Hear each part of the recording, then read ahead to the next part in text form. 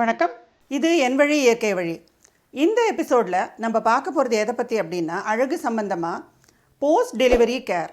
இப்போ எல்லாருக்குமே டெலிவரிக்கு அப்புறமா, ஒரு பிரசவத்துக்கு அப்புறமா நம்மளோட அழகு அப்படியே குறையாமல் இருக்கணுங்கிற ஒரு ஆசை இருக்கும். அதுக்கு என்ன செய்யலாம் அப்படிங்கிறத இப்போ பார்ப்போம். முதல்ல டெலிவரி ஆன உடனே ஒரு 10 days கழித்து அவங்க இன்டேக்காக ஒரு லேகியம் அது ஒன்று சாப்பிட ஆரம்பிக்கணும். அது எதுக்காக அப்படின்னு சொன்னால், அவங்களுக்கு ஹீமோக்ளோபின் லெவல் இன்க்ரீஸ் ஆகணும். மெயினாக இழந்த ஒரு சக்தியை அவங்க எடுக்கிறதுக்காக இந்த லேகியம்.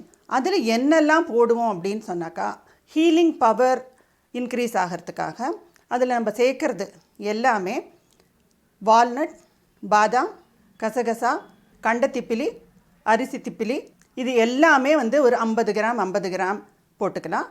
தனியா, மிளகு, சுக்கு இது மட்டும் 20 கிராம் 20 கிராம் 20 கிராம் போட்டுக்கலாம். இதோட கூட பனவெல்லம் அது ஒரு 1/2 கிலோ. இந்த எல்லா பொருட்களையும் நம்ம முதல்ல ஒன்றா வறுத்து அதை பவுடர் பண்ணி, அதுக்கப்புறமா இந்த பனவெல்லத்தை பாகு வச்சு அதில் வச்சு கலரணும். அது நல்ல ஒரு லேகியம் டைப்பில் வந்துடும்.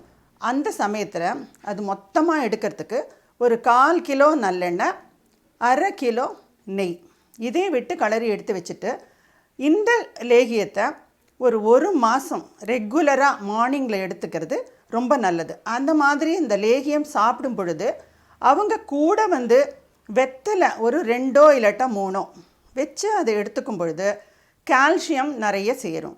ஸோ பீட்டல் லீஃபுங்கிறது நம்ம முதல்ல நிறைய எடுத்துக்கணுங்கிறது ரொம்ப முக்கியம். ஏன்னா கால்சியம்ங்கிறது very important after delivery. Post டெலிவரியில் கால்சியம் இன்டேக் ரொம்ப முக்கியம்.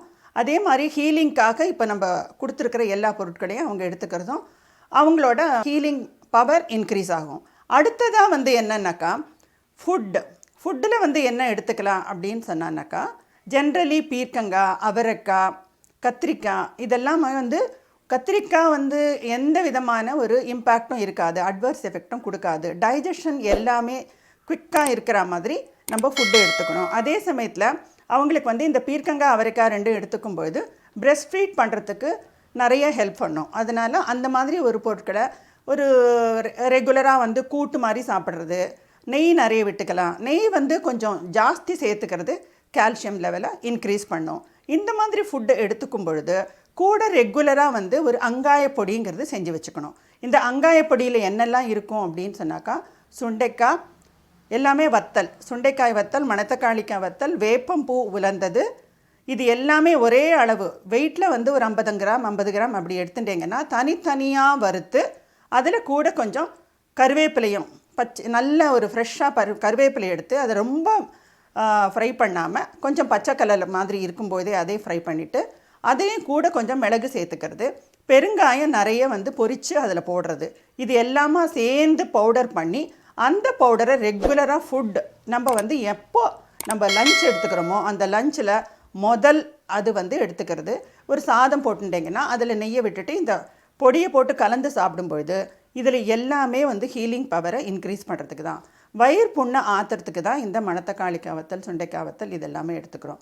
ஸோ நம்ம இந்த மாதிரி ஒரு கேர் ரெகுலராக இன்டேக்கில் எடுத்துக்கிறது ரொம்ப முக்கியம். இதையும் தாண்டி பூண்டு ரெகுலராகவே நெய்யில் வதக்கி சாப்பிட்லாம். அப்படி இல்லைன்னா பாலில் நல்லா வேக வச்சு அதை எடுத்துக்கிறது ரொம்ப இதே தான் எல்லாமே பிரெஸ்ட் ஃபீடிங்க்கு நல்லது, ப்ளஸ் ஹீலிங் பவருக்கு நல்லது. அவங்களுக்கு குளிர்ச்சியை ரொம்ப உண்டாக்காமல் உடம்பு நல்ல ஒரு உடல் வெப்பத்தை கரெக்டாக வச்சுக்கிறதுக்கு இந்த மாதிரி ஒரு இன்டேக் எடுத்துக்கிறது ரொம்ப நல்லது. இது எல்லாமும் தாண்டி அவங்க என்ன செய்யணுன்னாக்கா, குளியல் முறையில் கொஞ்சம் கவனம் செலுத்தணும். என்ன மாதிரின்னாக்கா, ரெகுலராகவே நல்லெண்ணெயை அவங்க உபயோகப்படுத்த ஆரம்பிக்கணும். தேங்காய் எண்ணெயை விட எப்போவுமே நல்லெண்ணெய்க்கு பவர் ஜாஸ்தி. அது என்னன்னாக்கா, ஹீலிங் பவர் அப்படின்னு வரும்போது எள்ளுக்கு அந்த குணம், மருத்துவ குணம் நிறைய இருக்கிறதுனால அந்த நல்லெண்ணெயை நம்ம உபயோகப்படுத்துறது ஹோல் பாடியை அவங்க ஒரு நாள் விட்டு ஒரு நாள் குளிக்கிறதுக்கு என்ன செய்யலாம் அப்படின்னு சொன்னாக்கா, அவங்களே ஒரு மஞ்சளை மிஷினில் கொடுத்து அரைச்சிக்கலாம். கிழங்கு மஞ்சள் வாங்கி ஒரு 1/2 கிலோ அதை மாதிரி அரைச்சி வச்சுக்கலாம். கூடவே அவங்க கொஞ்சம் வேப்பிலை ஒரு 5-6 தளிர் கூட போலும், துளசி, இது 2யுமா சேர்ந்து கலந்து அரைச்சி வச்சுட்டு அந்த பொடியை நல்லெண்ணெய் ஒரு 50 ml எடுத்துக்கலாம். அதில் இந்த பொடி வந்து கொஞ்சம் நிறைய அதை மிக்ஸ் ஆகிற மாதிரி போட்டு, இது மெயினாக என்னன்னாக்கா போஸ்ட் டெலிவரி லைன்ஸ் அப்படின்னு சொல்லுவாங்க இல்லையா, அந்த லைன்ஸை வந்து இது வந்து கன்சீல் பண்ணும். ஆக்சுவலாக இந்த மாதிரி ஒரு கலவை எடுத்துட்டு அப்டாமினல், அதாவது வேஸ்ட்லேருந்து ஆரம்பித்து அப்டமன் கீழ் வயிறு வரைக்கும் இவங்க நல்லா தடவி ஹோல் பாடியும் அதையே வந்து அவங்க யூஸ் பண்ணிக்கலாம். இந்த மாதிரி ஒரு மஞ்சள் குளியல், அதுக்கப்புறமா வந்து நல்ல ஹாட் வாட்டரை போடும்பொழுது அது நல்லா க்ளீனாக வாஷ் ஆகிட்டு ஸ்லோவாக அந்த அப்டாமினல் லைன்ஸ் எல்லாம் மறைய ஆரம்பிக்கணும். இது வந்து பெரிய வந்து ஒரு அழகு சம்பந்தப்பட்டமான விஷயமாக இருக்கும் எல்லாருக்குமே ப்ரெக்னன்சி டைமில்.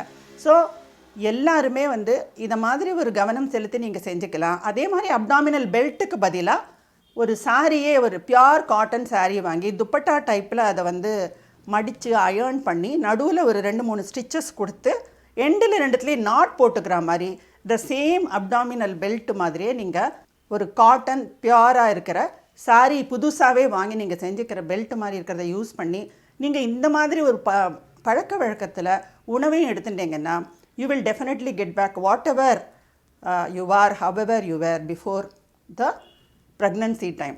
ஸோ என்ன நேயர்களே, உங்களுக்கு இந்த ப்ரோக்ராம் பிடிச்சிருக்கோன்னு நினைக்கிறேன். இப்போ சொன்ன டிப்ஸ் எல்லாம் எல்லாருமே ஃபாலோ பண்ணுங்கள். மீண்டும் உங்களை சந்திக்கும் வரை உங்களிடமிருந்து விடைபெறுவது உங்கள் ராஜமுரளி.